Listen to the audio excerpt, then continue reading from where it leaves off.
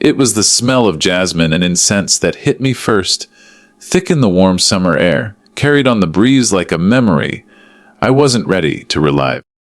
The church was decked out in white and gold, a perfect setting for the perfect wedding. Lauder spilled out of the arched doorway like champagne, and from where I stood, at the far edge of the marble steps, I could see flashes of satin, sparkle, and cell phones capturing moments I could never afford. I clutched my faded shawl tighter around me, not for warmth but for comfort. My palms were dry and cracked, my shoes worn at the heel, and my pride long since buried, but none of that mattered. I wasn't there for pity or food or even hope. I was there to see her, my daughter, my only daughter. Anna, she didn't know I'd come.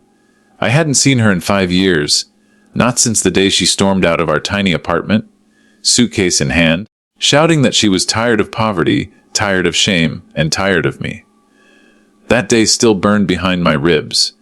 But now she was marrying into a wealthy family, the kind that took photos in glossy magazines and had chefs instead of kitchens. And though she hadn't invited me, I needed to see her. Just once more, just to know she was truly okay. I made my way up the steps slowly, keeping my eyes low. I tried to blend in, but it was useless. My dress, though clean, was out of place among the sea of designer gowns and tailored suits. Whispers began to circle before I even reached the entrance. Some guests looked at me with a flicker of curiosity. Others turned away, noses wrinkled. Then I saw him, Mark, the groom, my future son-in-law, tall, confident, with the smug smile of someone who had never tasted hunger. He stepped out of the church with a champagne glass in one hand and his phone in the other. When his eyes landed on me, they narrowed. He handed his glass to someone, strode over, and before I could even speak, he barked, "Can someone get this woman away from the entrance? She's harassing the guests." My mouth opened, but no words came. He looked me up and down like I was dirt on the floor. "Are you here to beg? This is a wedding, not a soup kitchen." The laughter behind him stopped. I stood frozen, heart pounding in my ears. Mark turned slightly, speaking to the nearby security guard. "Escort this annoying beggar off the property, please." I flinched. Beggar. My hands trembled as I took a step back. I hadn't come for charity. I hadn't come to beg. I had come for my daughter. For love. But the shame poured over me like hot wax. And just as the guard reached for my elbow, a sharp, high-pitched voice rang out from inside. Wait! Don't touch her!" All heads turned. From the crowd emerged a woman in a powder blue gown, elegant and poised. Her silver hair was swept into a neat bun, pearls at her throat.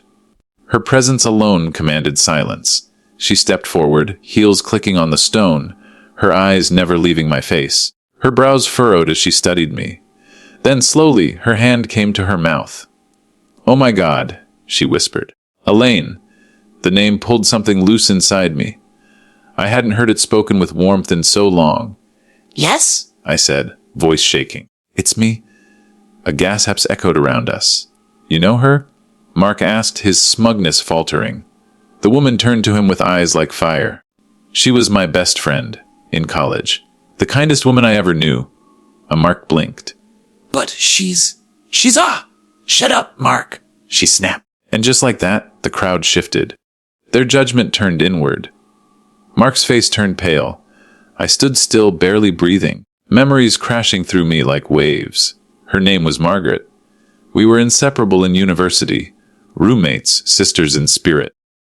We had dreams of starting a nonprofit together, working with children, changing the world.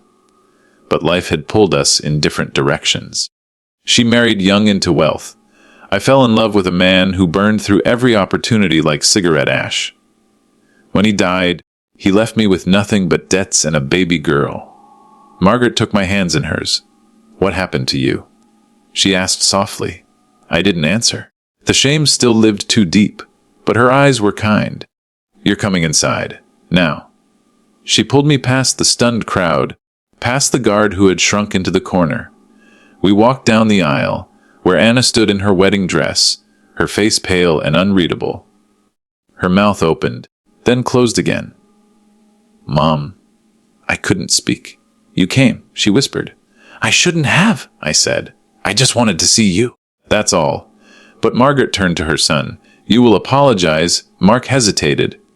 Now. He cleared his throat, shame creeping in. I'm sorry. I looked at him, but it didn't matter anymore. Anna took a step toward me. Her eyes, so much like mine, shimmered. I didn't think you'd come, she said. You didn't invite me. She swallowed. I thought you wouldn't want to see me. After what I said, there it was. The wall we'd both built, cracking just enough for truth to spill through. I never stopped wanting to see you, I whispered. Then she broke. The tough exterior melted and she ran to me, throwing her arms around my shoulders. We stood there, mother and daughter, surrounded by stunned silence and the crumbled pieces of pride. But that wasn't the end. In the weeks that followed, the story of the wedding beggar, who turned out to be the bride's mother, made its way into local papers and social media. Some twisted it. Some called it touching.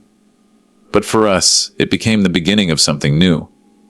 Margaret invited me to stay in the guest house behind her estate. I refused at first, pride still scratching at my ribs, but she insisted, and for the first time in years, I slept on a bed that didn't creak and ate meals that filled more than my stomach. Anna and I talked, really talked, about the years we lost, the pain we carried, the hurt we caused. I learned that her shame hadn't just been about poverty, but about helplessness. She hated that she couldn't fix my suffering, so she ran from it instead. And I had been too proud to let her in. One evening, sitting under the blooming wisteria in Margaret's garden, Anna reached over and held my hand. I want you to be a part of my life again, she said. Come live near us. Be with your grandkids when they come. My eyes welled up. I'm not sure I know how to be that person anymore. You already are, she said. As for Mark, he changed. Slowly. He was forced to confront the ugliness of his own assumptions. He apologized again, this time in private, with tears in his eyes and sincerity in his voice. He said he grew up thinking poor people were lazy, irresponsible. He saw me and made a snap judgment, one that would haunt him for years. But now, he sees differently.